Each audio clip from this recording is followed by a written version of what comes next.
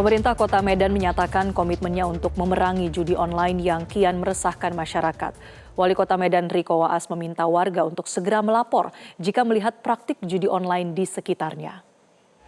Komitmen Wali Kota Medan Riko Waas untuk memerangi judi online disampaikan saat menghadiri kegiatan Gaspol Tolak Judol bersama dengan Menkom Diji Mutia Hafid di Kota Medan, Sumatera Utara.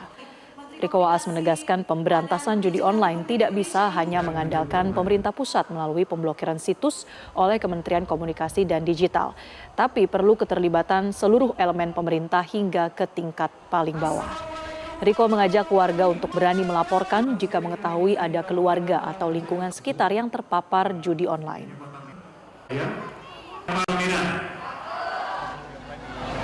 Ya, artinya tadi kita udah lihat, menyimak juga bagaimana diskusi yang ada ya tentang bagaimana pemerintah juga sangat concern tentang ini. Dari Kementerian Komdiji juga terus melarang, terus memblokir situs-situs dari judi online. Namun tidak bisa berhenti di situ saja pastinya.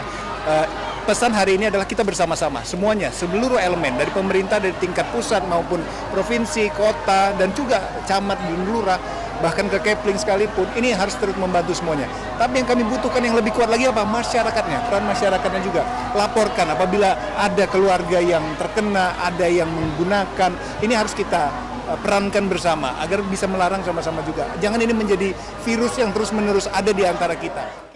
Pemirsa, di balik layar ponsel dan derasnya transaksi digital, praktik judi online terus berkembang dengan pola yang semakin canggih.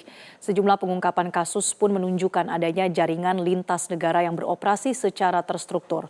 Kondisi ini memunculkan kekhawatiran Indonesia bisa menjadi pusat baru aktivitas judi online regional.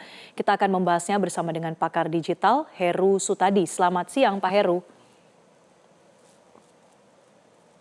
Selamat siang, Mbak Marcel, apa kabar? Kabar baik, Pak Heru. Terima kasih Pak Heru sudah bergabung di Metro Siang. Pak Heru, kalau kita melihat dulu Indonesia sebagai target korban penipuan atau judi online, sebetulnya apa yang membuat kasus judi online di Indonesia ini seakan sangat sulit untuk bisa ditumpas sampai ke akar-akarnya? Ya, betul. Jadi kalau kita lihat kan selama ini seolah pemberantasan judi online ini sudah selesai gitu ya. Jadi waktu itu sempat ada satgas segala macam gitu ya. Tapi kan ternyata ini masih muncul lagi gitu. Karena biasanya judi online ini memanfaatkan kesempatan. Jadi kalau pemerintah, penegak hukum, kemudian kendor, ya mereka muncul lagi. Apalagi kalau kita lihat ya sekarang ini dalam urusan bisnis judi online ini kan jadi bisnis ya. Selama ini kan masih lebih banyak berpusat katakanlah di lembah Sungai Mekong, terutama di Kamboja gitu ya.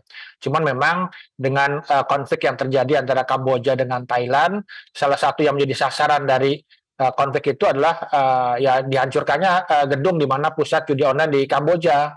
Kemudian juga bos mafia yang judi online di Kamboja itu kemudian juga uangnya juga ternyata diambil nih, ada pihak satu negara mengambil uangnya sehingga memang bandar judi online itu kembali ke negaranya gitu ya, di Tiongkok. Sehingga memang mafia ini sekarang mencari tempat yang cukup aman lah gitu untuk mereka beroperasi, dan salah satunya memang kemarin seperti yang ditangkap di Hayam Wuruk itu ya memang Indonesia ini menjadi ya rencananya menjadi markas dari bisnis judi online di kawasan gitu ya. Dan ya memang ya selama ini pemerintah sudah melakukan upaya memblokir segala macam, tapi memang celahnya masih cukup banyak gitu ya.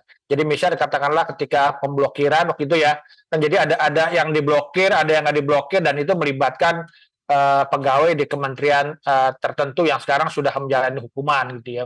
Kemudian juga penegakan hukumnya kan juga kadang-kadang naik, kadang turun. Nah ini juga dimanfaatkan dalam hal ketika penegak hukum ini turun, ya mereka biasanya para bandar judi online ini kemudian mereka beroperasi kembali gitu ya.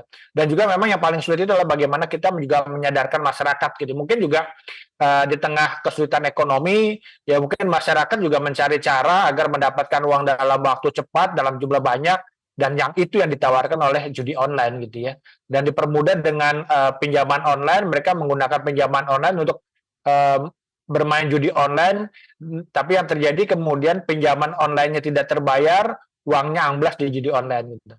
Ini yang memang cukup kompleks di Indonesia untuk menangani judi online. Pak Heru, tadi Anda katakan memang ada indikasi begitu ya bahwa operator judi online ini mulai bergeser ke Indonesia, terutama setelah ada perang antara Thailand dan Kamboja. Apa yang membuat mereka ini tertarik untuk buka markas begitu di Indonesia? Apa yang menjadi faktornya, Pak Heru? Ya memang ini informasi yang A1 ya, bahwa judi online di Kamboja akan bergeser dan salah satu sasarannya adalah Indonesia. Kenapa dipilih Indonesia? Karena ya pengguna Indonesia ini kan cukup banyak, jadi merupakan pasar. Kalau misal mereka beroperasi di sini ya memang seolah-olah ini tempat yang pas gitu kan. Dengan ya memang dalam 2025 ini kan terjadi penurunan transaksi judol ya, tapi kan Pak Presiden Prabowo PPATK pernah menyampaikan angka pasar judi online di Indonesia sampai 900 triliun, bahkan 1.200 triliun.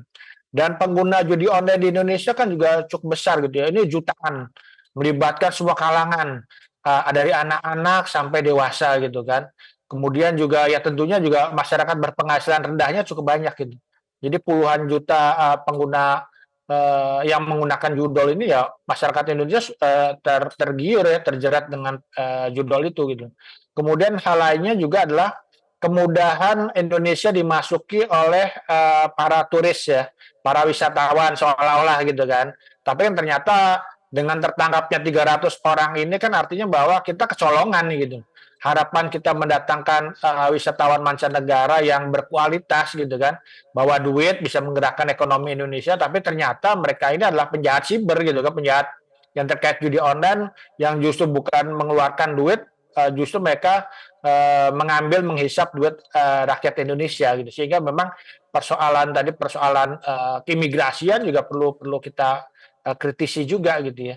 Ya termasuk memang kalau di kita tadi sekali lagi memang ya mereka udah tahu pola di kita gitu. Jadi kalau misalnya isu judi online lagi rame, operasi di mana-mana digencarkan, tapi kemudian ada satu titik kemudian semua itu kayak slow down kembali gitu ya. Nah mereka beroperasi lagi. Dan saya pikir memang dalam 1 tahun terakhir ini kan memang tidak ada upaya yang cukup rame di media ya terkait dengan judi online. Dan kita banyakkan energi kita kan fokus bagaimana kita membatasi anak-anak kita untuk akses ke media sosial gitu, sehingga ini momentum yang dimanfaatkan mereka untuk kembali beroperasi di Indonesia dan bisa jadi menjadikan Indonesia sebagai pengganti dari Kamboja.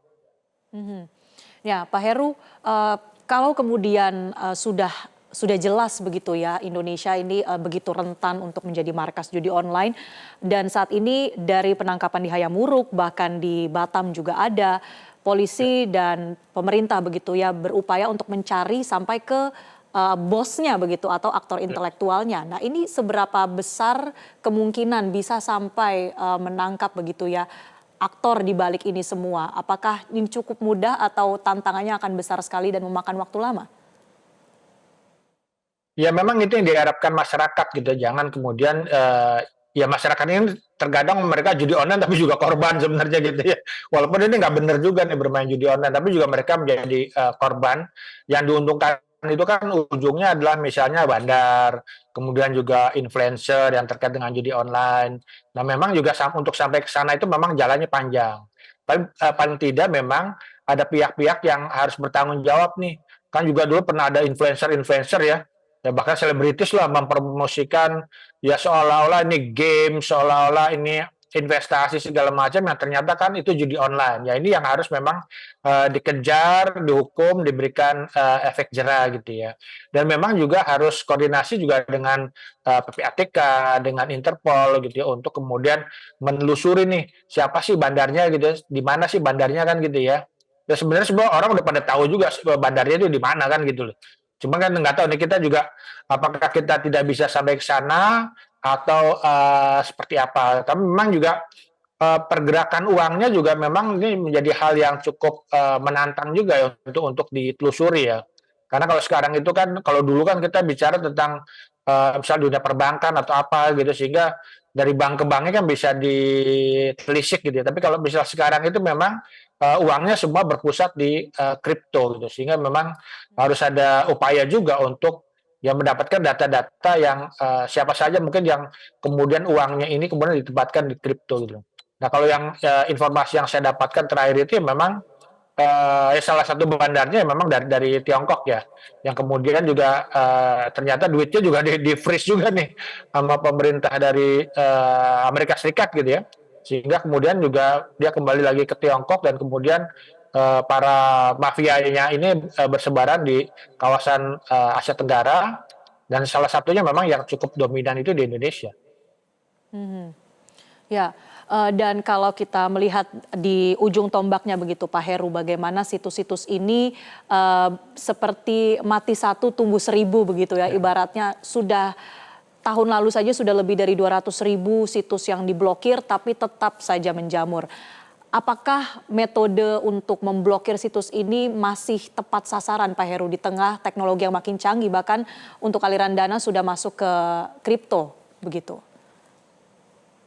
Ya saya pikir memang pemblokiran tetap harus dilakukan gitu ya. Cuman kan memang tidak bisa kemudian sekarang diblokir, kemudian ya udah besok kita santai, 1 tahun santai gitu. Nggak bisa begitu kalau kita bicara judi online, karena ketika kita santai ya mereka muncul lagi kan gitu ya. Ini kan bisa dilihat misalnya katakanlah ada siaran-siaran langsung nih di YouTube gitu ya, siaran langsung ada live streaming apa gitu yang kenegaraan, mereka promosi tuh di situ tuh nama-nama judul mereka gitu. Ini kan menjadi sinyal bahwa ya pengawasan tetap harus dijalankan gitu ya. Yang biasanya ketika kita kendor ya mereka tampil kembali gitu loh.